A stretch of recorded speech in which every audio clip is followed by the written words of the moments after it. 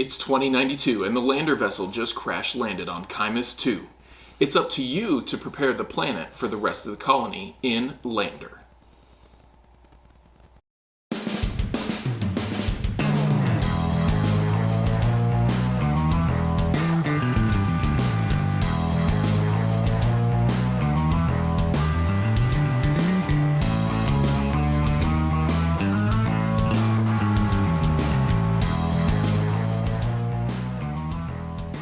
Hello and welcome to Tantrum House Studio 3. I'm Ryan Pills. And I'm Apprentice Dan, and today we're going to take a look at the game Lander by Intrepid Games. It's a 2 to 4 player resource management strategy game with some hand management and area control that puts you in the role of a corporation trying to colonize a planet and develop your crew in an effort to complete the most missions and win the game.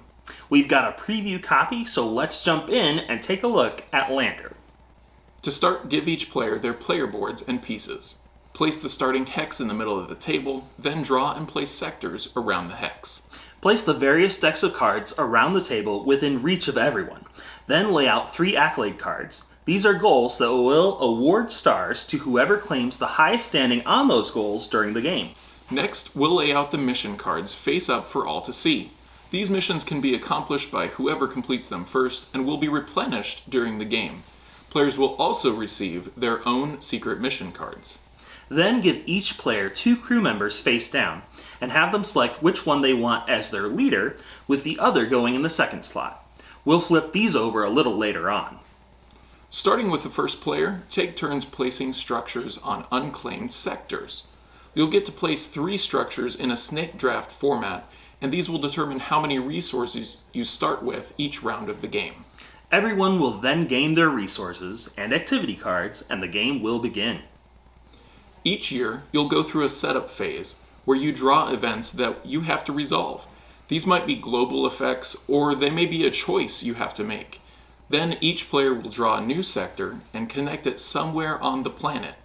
Once they've done this, they claim another sector closest to one of their existing buildings. Each player then draws resources accounting for their newly placed building, as well as more activity cards. On your turn, you get a chance to make orders. Anytime orders are instant actions you can even take out of turn. Some action cards can do this, and you can also earn accolades as soon as you've met the condition. Free orders can be done as many times as you like, as long as they're done before your official action. This is when you can equip crew members or give them training to enhance their abilities. You also have to perform a single official order, which will then end your turn.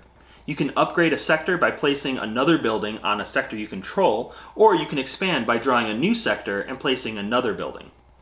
You can gain crew members from stasis, purchase more cards, and complete missions, among other things. Completing missions is how you win the game, and this is done by meeting certain criteria on the mission cards. A mission may want you to have a crew member with level 7 science, or maybe all of your crew combined have to have level 10 engineering. There's usually an added resource cost, but once you've met the criteria, you claim the mission and get the stars for it. In order to attach items to crew members, you have to meet certain qualifications as you do with the missions. For instance, an item may require a crew member to have science level 4 before I can equip it.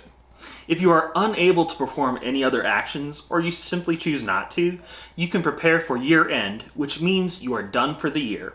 Once all players have prepared for year end, you discard down to your hand limit and enter setup for the next year.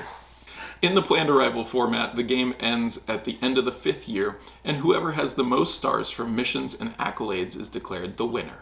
There are a couple of shorter variants of the game. The novice version takes about 20 minutes a player, the intermediate takes about 30 minutes per player, and the advanced takes roughly 50 minutes. But they all play pretty much the same way, just with different endgame scenarios. Yes, and there were a couple of things that we didn't show you that I wanted to make sure we at least mentioned. One official order that you can take is negotiating. The game does a great job of providing structure and limits what you can do and can't do in negotiating. For example, I could ask for a certain card, or I could offer a certain card to Ryan and see if somebody wanted to trade with me. And at that point, if we agree, we have to put down collateral. Trading isn't just for free. You have to have some skin in the game.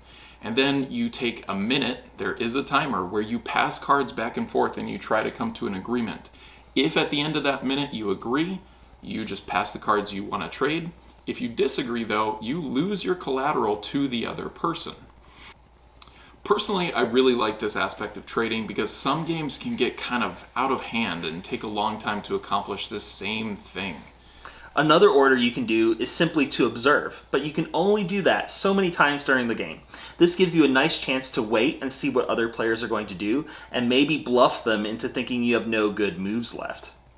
Yeah, I would say that this isn't a negotiation or bluffing game, but these are definitely components that you can use strategically in a very strong way once you get a feel for things. Another thing I appreciated was the design of the modular board. Everything locks into place, and there are even nice spots for your buildings to sit, so you're not constantly worrying about keeping things all together and in the right spot. Yeah, I think we even bumped the table a few times, and usually with games like this, you have to pull everything together, but that doesn't happen. Everything's nice and tidy. And that really made the OCD side of me really happy when I saw that. The production quality was great, and this is a preview copy, yet they put a lot of time and effort into it, and it looks really good. Well, if this looks like something you'd be interested in, Intrepid Games sent over 130 copies of this game to board game cafes and stores around the world so that you can play before you pledge during their Kickstarter on the 3rd of March 2020. We'll provide more information in the link below so that you can know where you can go play at a venue near you. Choice things. Let me just speed it up. Okay. Yeah. Did a light go off? Yeah, that light fluctuated. Is that a problem? Weirdly. Sorry. Yep, I see